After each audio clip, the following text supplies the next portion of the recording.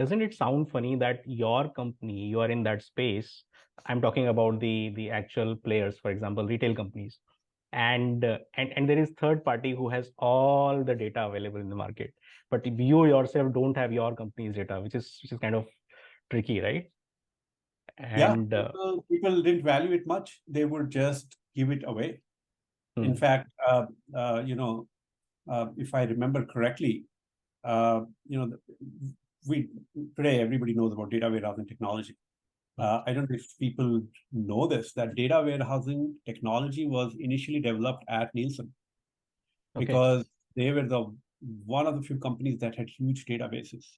So they've developed this technology and they didn't know what to do with it, and they sold it for very cheap to um, Oracle. And Oh, is then, it? Okay, yeah, interesting. I remember that like this is sometimes in the 90s, Hmm. but because they didn't see the value in it, and they, of course, they were focused on their business. They didn't see, this is something that is going to change the world.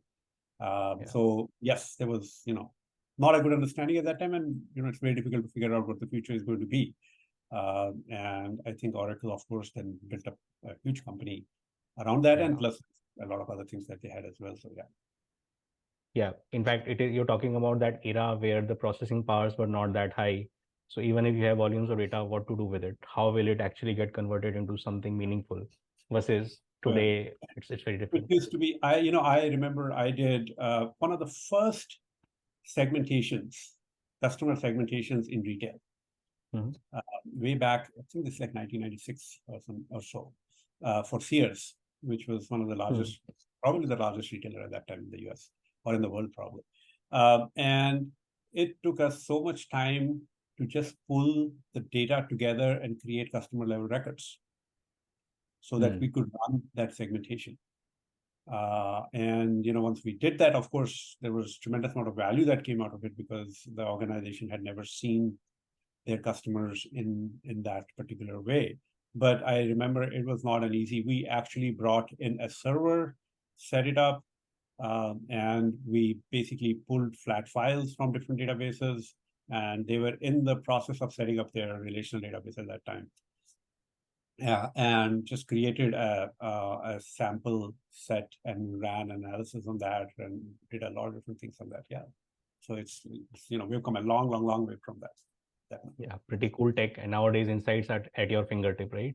We talk Yeah. about self-service analytics, democratization of analytics kind of offerings today. Very interesting.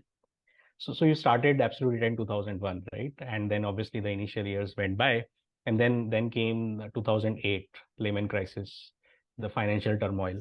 So how was it that time for you? Was it like interesting? Was it like exciting, or was it like apprehensive?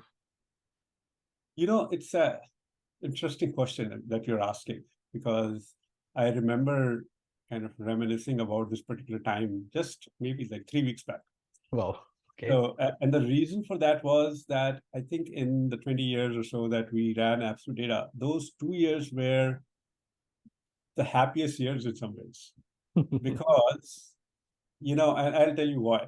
Because the world was shutting down, there wasn't a lot of new business to pick up. People were very happy that they had a job. They were not running around. So you didn't have to spend a lot of time on hiring. You didn't have to spend a lot of time on customer acquisition because there was not a lot happening. So it was kind of, in the world of startups and companies where every day there's a lot of action happening. I think those 2 years were kind of a little quiet, Hmm. uh, which was a very nice break, actually. So you're like, oh yeah, we remember those 2 years when you would go to office, you would meet everyone very happy and content. You Nice. would, we of course continued, we had our clients, continued working with our customers. So the business did fine. In fact, I remember we as a team took a decision that we will not let anyone go and we will take a salary cut if required as a company. Hmm. I don't think, except for the top 4 or 5 people, anybody had to take a salary cut, if I remember correctly.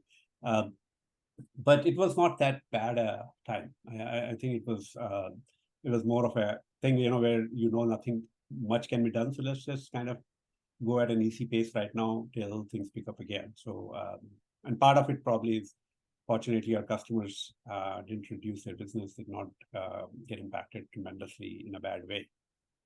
And that helped us to that. But it also set up the foundation, I would say, for the growth that we had after that, because I recall 2009, 10, 11, 12 were like very fast growth years after this was over, and we took our funding in 2012. So I know that we had been growing at a pretty quick pace at that point of time to be able to go out and raise a round of money. Right. So this kind of feels like when you go for rafting and the instructor asks you to jump, the first leap is like, okay, what is going to happen? And after that, when you float, then it's like you start enjoying the environment, ambience around, and the water thing. Everything starts looking pretty nice, right? The much needed break and joy of being alive. Yes. Those exactly. kind of days. Very interesting.